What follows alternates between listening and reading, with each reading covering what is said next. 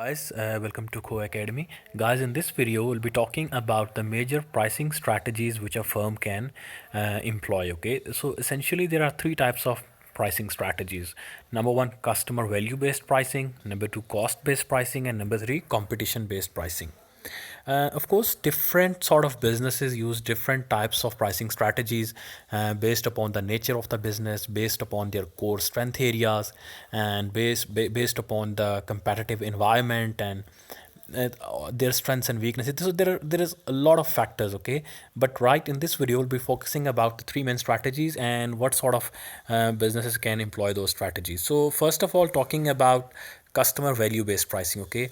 So this pricing strategy employs and entails that the firm sets prices based on the buyer's perceptions of value rather than seller's cost. So if I am, let's suppose, making watches, okay, wrist watches, and I what I do is that, of course, all the makers of the watches make watches, but I prefer that I will sell watches, a very high value sort of watches, which will differentiate my watches from other makers, okay.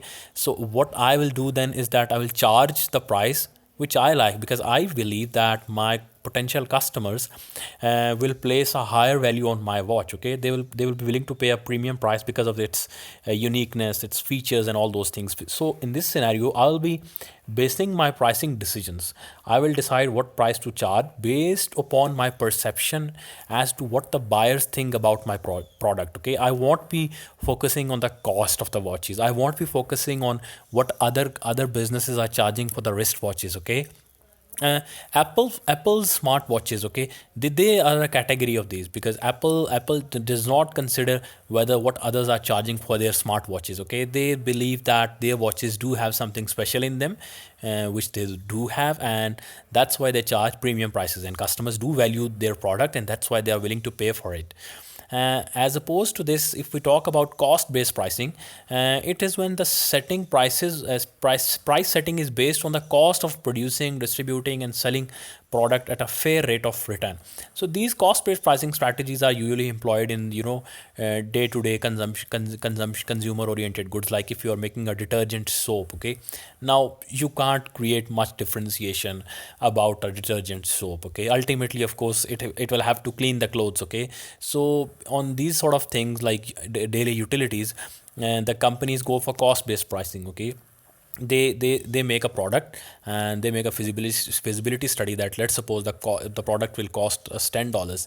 Then they add a premium about their distribution and selling cost, and suppose it amounts to $12. So on based on that amount, they will determine how much they will sell, how much profit they will charge on top of that $12. Okay, so cost is their main starting point. Of course, they won't charge below 12 because that won't be commercially feasible to them. So they will charge the price higher than 12. Now, how much higher they can go? Well, for that we need to study third pricing strategy, and that is competition based pricing. So it's when prices are charged based on competitors' strategies, cost, prices, and market offerings. So let's suppose the detergent soap maker, it costs them $12 to make a packet of soap. Okay, or a detergent. So that is the base. Okay, they can't charge below that because that won't be commercially feasible. But what is the cap? How much they can charge? Well, you would think that they can charge as much as they can, but that's not the case. Companies also think about the competition that is in the market. So let's suppose a brand of XYZ, it costs them $12, but let's suppose a company is making sort of same product. I mean, you can't differentiate much between detergent soaps, and they are charging $15. So probably you can't charge higher than 15, because if the value of your products is like same, utility is same, then why would people buy your soap or your detergent? So yes, for some sort of products, the companies, they keep both in mind, the cost and the competition based pricing. So some charge value. So essentially, one essential feature is that whatever pricing strategy you employ, just keep in mind that cost always sets the base, okay, for the pricing strategy. I mean, below cost, nobody would sell it below cost. Okay, and the the value which customers place on your product, that sets the ceiling. Because if, let's suppose, your cost is 12, and well, the customers perceive that, okay, that this product should cost more than $20, So that is the cap. Okay, if you charge above that, then customers won't buy your product. So in between that range, you have the margin to play. Okay, then you consider what competitors are charging within that range and all those things. So essentially, for every product there is a blend of these three pricing strategies: customer value based pricing, cost based pricing, and competition based pricing.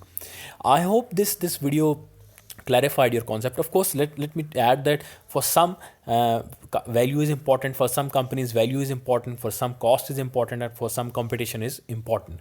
And this even varies from the product life cycle to life cycle. At one stage in the life cycle, they pursue value based pricing, then at other stage they might go for competition or cost pricing. And this also depends from industry to industry, from market to market. So, but having said that, all the firms, they keep all these three factors in mind. I mean, you can't just employ one factor and ignore others. No, that won't be the case.